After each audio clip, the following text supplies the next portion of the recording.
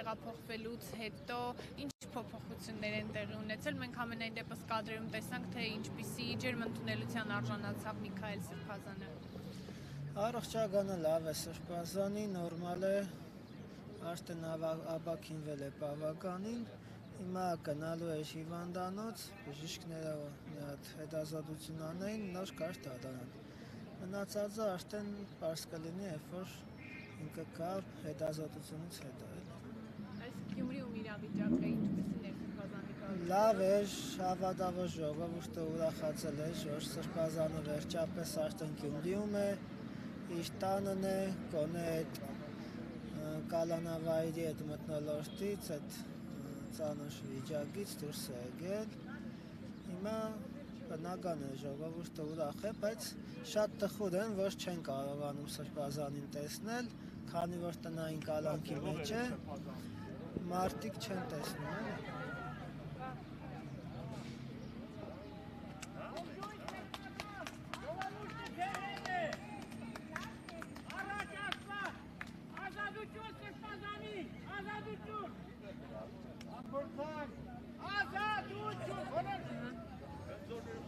Այսպես մարդիկ կարոտել են Սրբազանին արդեն, իր խոսքը, իր ներկայությունը և շատ ցանկալի է մարդկանց համար, որ Սրբազանը վերջապես ազատվի, այսինքն այս տնային կալանքի սահմանափակումն է վերացվի, որպեսզի իրենց հոգևոր խնամքը ստանան։ Եվ մի բանը պետք է շատ հստակ պատկերացնենք, որ Սրբազանը հոգևոր խնամք է տանում և իրեն կալանքի մեջ պահելով ժողովրդին զրկում ենք հոգևոր խնամքից։ Այդ նույնն է, ոնց որ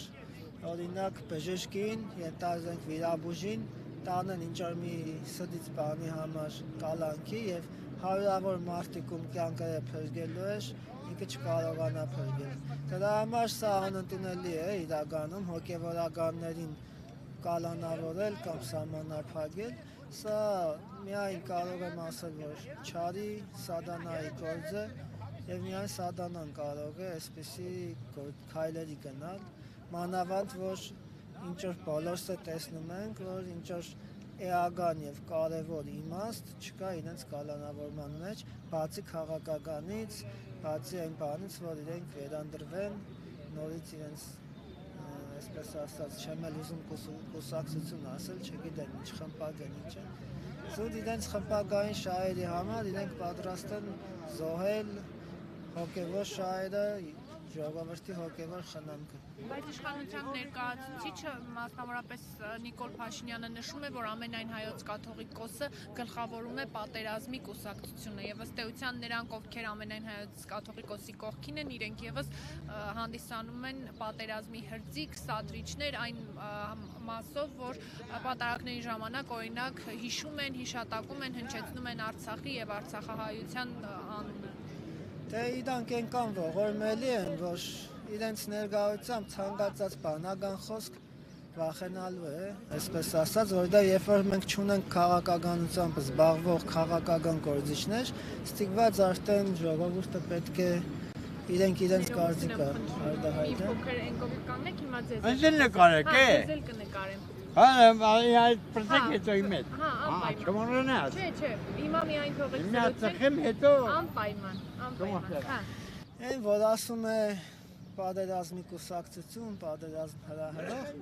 այդ իրականում գալիս է իրենց թուլությունից, քաղաքականությամբ չեն զբաղվում։ Իրենք մեղադրում են մեզ քաղաքականությամբ զբաղվելու մեջ, բայց մենք ընդհանրապես որ ցանկություն ունենք, ոչ էլ որևէ շահագրգռվածություն ունենք իրենց նման քաղաքականությամբ զբաղվելու, ցավոք սրտի իրենք չեն զբաղվում եւ իրենց չզբաղվելու պատճառով է, որ այսօր հոգևորականներն իրենց խոսքն են ասում երկրի իրավիճակի մասին եւ իրենց դուրը չի գալիս, որովհետեւ ճշմարտությունն է, իսկ ճշմարտությունը իրենց ռուսիա ասածի նման կոլիտ կլազա, չէ։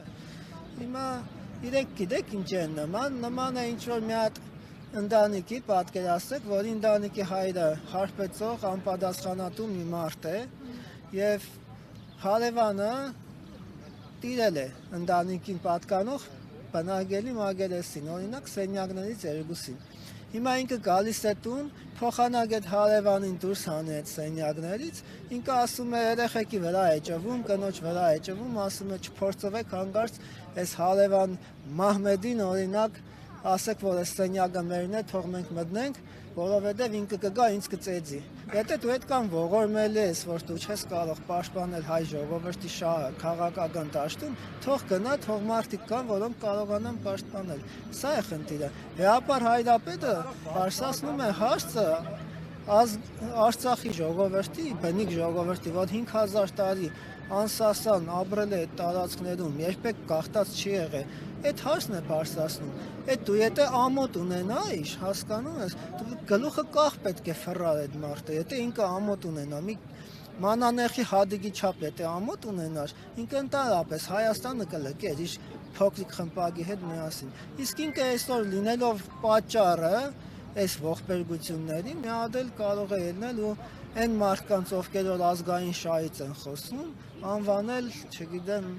տերորիստներ կամ պատերազմի կուսակցություն, սա պարզապես սրի գայություն է, ուրիշ որևէ բան չեմ կարող ասել։ Թուլություն, թույլ խղճուկ անձնավորություններ, որոնք չգիտեմ ում ձեռքով եկել են իշխանության մեր երկրում, իրականում իրենք ոչ մի կերպ չեն կարող իրենց ուժելով իշխանության տալ, անհնար է դա, իրենք նույնիսկ իրենց այսպես ասած պաձեզդում իշխանության չէին կարակա ու մնաց Հայաստանի Հանրապետություն։ Իրենց դիդավորյալ բերել են իշխանության են դրել, իմանալով իրենց թույլ խղճուկ անձնավորություն լինելը, որ շատ հեշտ է իրենց մանիպուլացնել, շատ հեշտ է իրենց թելադրել ինչ է պետք անել եւ այսպես գործիք որպես գործիք ծառայում են մեր թշնամիների ձեռքին, իսկ մեր թշնամին շատ հստակ տեսնում է, որ եթե ուզում է մեր երկիրը քանդել, կազմաքանդել, առաջինը պետք է խփի եկեղեցին։ Դրա համար ես դրանով եմ պայմանավորում այսօրվա իշխանության հակաեկեղեցական քայլերը։ Իսկ ներողություն Միքայել Սրբազանը ինքը անձամբ կարողանում է եկեղեցի այցելել, թե ոչ։ Ոչ, ինքը բացի շպնագելի մագերեսից դուրս ընդհանրապես չի կարող գալ, այլ անձանց հետ շփվել չի կարող, բացի տադարանով սահմանված 4 անձինք։